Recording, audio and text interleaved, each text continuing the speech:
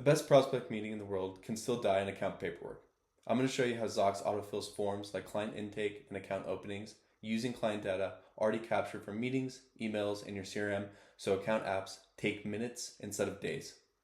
Let's take a look at it. So here I am. I'm on a past meeting with Jamie.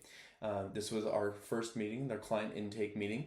And we see here, middle tab called Forms. I can click this, and I have an account opening form preloaded or connected to this meeting type.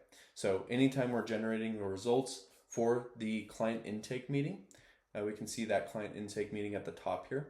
We are going to fill out this form for Jamie.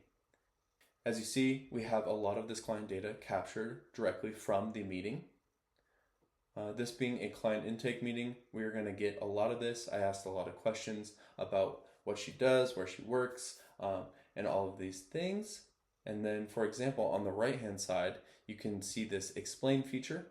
So if I ask,